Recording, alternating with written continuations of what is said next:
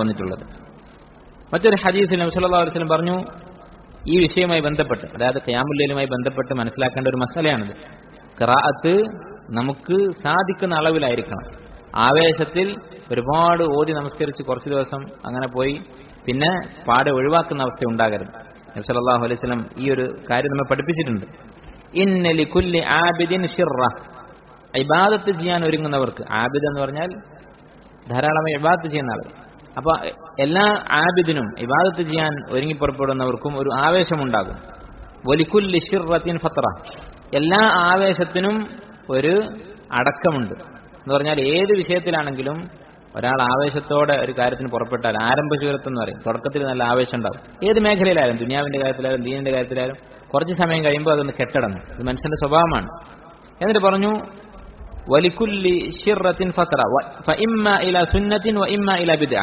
ഈ ആവേശം കെട്ടടങ്ങുന്നത് ചിലപ്പോൾ സുന്നത്തിലായിരിക്കും, ചിലപ്പോൾ ബിദ്അത്തിലായിരിക്കും. എന്താണത് പറഞ്ഞാൽ, ഈ ആവേശം കുറയുമ്പോൾ ഒരാൾ ഇസ്ലാമിന്റെ ഒരു പരിധിയിൽ നിൽക്കും, ചിലപ്പോൾ ആവേശം കുറഞ്ഞിട്ട് പറ്റേ പുറത്തേക്ക് പോകും. അപ്പൊ ആരാണോ അങ്ങനെ സുന്നത്തിൽ ഒതുങ്ങിയത്, ഫമൻ കാനത് ഇലാ സുന്ന, ആരുടെ ആവേശമാണോ കെട്ടടങ്ങുമ്പോൾ അത് സുന്നത്തിന്റെ പരിധിയിൽ നിൽക്കുന്നത്, ഫഖദ് ഇഹ്തദ, അവൻ സന്മാർഗത്തിലായിരിക്കും, രക്ഷപ്പെട്ടിരിക്കുന്നു. അവൻ കാനത് ഫത്രതുഹു ഇലാ ഗൈരി ദാലിക, അതല്ലാത്ത അവസ്ഥയിലാണെങ്കിൽ അഥവാ ആവേശം കെട്ടുപോകുമ്പോൾ ദീനിൽ നിന്ന് തന്നെ പുറത്തേക്കാണ് പോകുന്നതെങ്കിൽ ഫഖദ് ഹലക, അവൻ നശിച്ചിരിക്കുന്നു എന്ന് നബി സ്വല്ലല്ലാഹു അലൈഹി വസല്ലം പറഞ്ഞിട്ടുണ്ട്. അപ്പോൾ ഇത് നമുക്കൊരു മാതൃകയാണ്. ഖിയാമുൽ ലൈലിനെ കുറിച്ച് പറയുമ്പോൾ വലിയ ഫദ്ലുള്ള കാര്യമാണ് ഖിയാമുൽ ലൈൽ എന്ന് പറയുന്നത്. നമ്മൾ മുമ്പ് അതിനെക്കുറിച്ച് പറഞ്ഞിട്ടുള്ളതാണ്.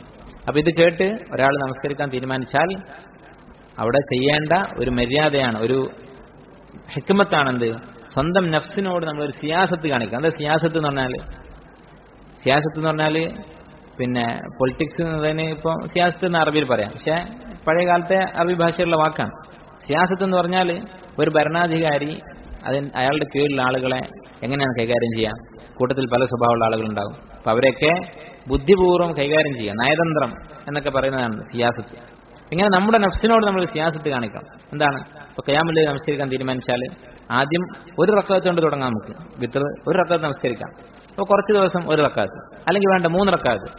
വിത്റിന്റെ ഏറ്റവും കുറഞ്ഞ കമാൽ, പൂർണ്ണമായ രൂപം 3 റക്അത്താണ്. അതിനൽ കമാൽ, ഏറ്റവും കുറഞ്ഞ പൂർണ്ണമായ രൂപം 1 റക്അത്താണ്, 3 റക്അത്താണ്. അപ്പോൾ ഇശാ കഴിഞ്ഞിട്ട് പള്ളിയിൽ നിന്ന് 3 റക്അത്ത് നമസ്കരിച്ച് പോവാം എന്ന് തീരുമാനിക്കുക. കുറച്ച് ദിവസം 1-2 ആഴ്ച അങ്ങനെ നമസ്കരിക്കാം. അത് നമുക്ക് എളുപ്പമായി മാറും. പിന്നെ അത് രാവിലത്തേക്ക് മാറ്റാം. സുബഹിന്റെ ഒരു 15 മിനിറ്റ് മുമ്പ് എഴുന്നേറ്റിട്ട്, അല്ലെങ്കിൽ അരമണിക്കൂർ മുമ്പ് എഴുന്നേറ്റിട്ട് 3 റക്അത്ത് നമസ്കരിക്കാം. അങ്ങനെ വേണമെങ്കിൽ ഒരു മാസം അങ്ങനെ പോട്ടെ. അങ്ങനെ ഒരു മാസം ഈ 3 റക്അത്ത് നമസ്കരിച്ച് കഴിയുമ്പോൾ നമുക്ക് വർദ്ധിപ്പിക്കാൻ തോന്നും. ഒരു 5 ആക്കിയാൽ എന്താണെന്ന് നമുക്ക് തന്നെ തോന്നും.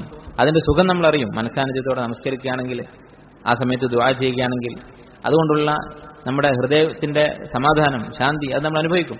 അപ്പോൾ നമ്മൾ സ്വാഭാവികമായിട്ടും 5 ആക്കും. അങ്ങനെ 5 ആയിട്ട് ഒരു 2, 3, 4 മാസം 5 റക്അത്ത് നമസ്കരിക്കുക.